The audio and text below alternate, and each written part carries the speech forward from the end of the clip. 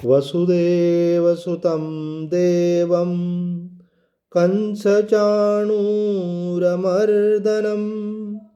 देवकी परमानन्दं कृष्णं वन्दे जगद्गुरुं। श्रीमद् भगवद गीता द्वितीय अध्याय श्लोक संख्या 5। गुरून् हत्वा हि महानुभावान् श्रेयो भोक्तुं भैक्षमपीह लोके हत्वार्थकामास्तु गुरूनिहैव भुञ्जीय भोगान् रुधिरप्रदिग्धान्। इस श्लोक में इन महान प्रभावशाली गुरुजनों को बिना मारे तो भीख मांगकर खाना भी अच्छा है। इन अर्धलोलुप गुरुजनों को मारकर तो मैं केवल इस लोक में ही रुधिर से भरे हुए भोगों को भोग सकूंगा। अब अर्जुन जो है अपने निर्णय को जस्टिफाई कर रहा है, उसके लिए तर्क दे रहा है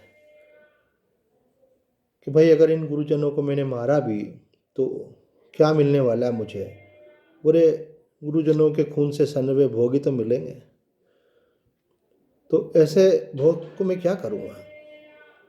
और दूसरी बात ये इतने महान है विद्या की दृष्टि से, आचरण की दृष्टि से, शास्त्र ज्ञान की दृष्टि से, तो ऐसे जो महान व्यक्ति हैं उनकी तो मुझे ऐसा लगता है कि वैसे तो वो जो कर रहे हैं उसमें पाप होना नहीं चाहिए, पर अगर ऐसा मान भी लें कि वो दुर्योधन के पक्ष में होने के कारण पाप वाले हैं, जैसा कि उन्होंने युधिष्ठिर से एक वार्तालाप में ये बात कही है,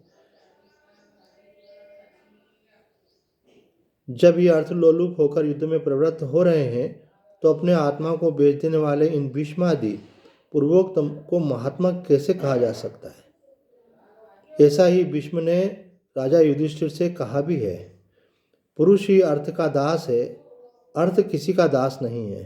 राजन, यह बात बिल्कुल सही है, मुझे कौरवों ने अर्थ से बांध रखा है।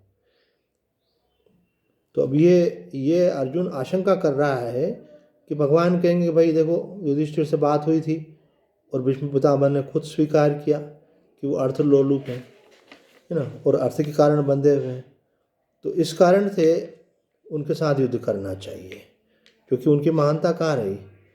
तो अर्जुन कहता है कि मान भी लें अपन कि वो अर्थ लोलुप हैं, तो उनको मारने से मुझे अगर कुछ मिलेगा भी तो क्या मिलेगा। बोले खून से सना हुआ भोग मिलेगा, और वो भी इस लोक का मिलेगा, परलोक का नहीं। वो भी इस संसार में भोग भोगूंगा, उससे कोई मुक्ति नहीं होने वाली है। इसलिए मैं ऐसा उत्तम समझता हूँ धर्म की दृष्टि से कि ये युद्ध नहीं करना चाहिए। आइए अब हम इसके ऊपर थोड़ा सा मनन करते हैं कि संसार में जो मनुष्य है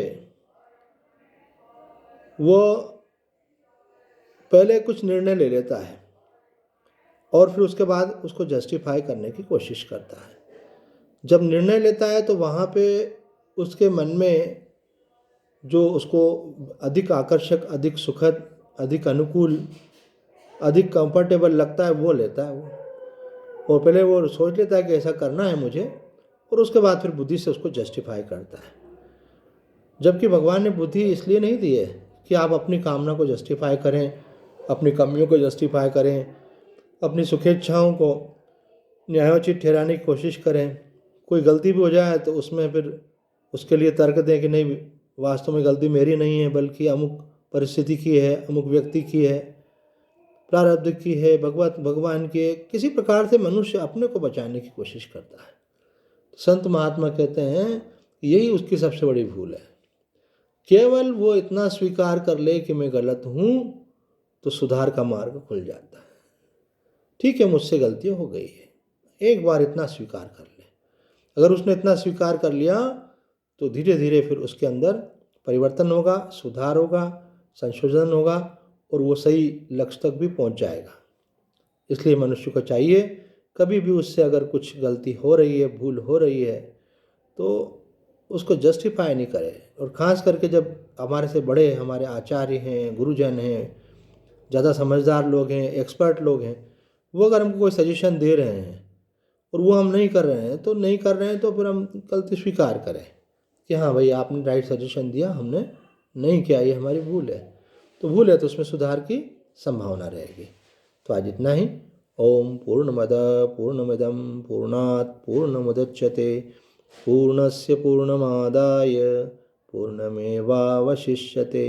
ओम शांति शांति शांति।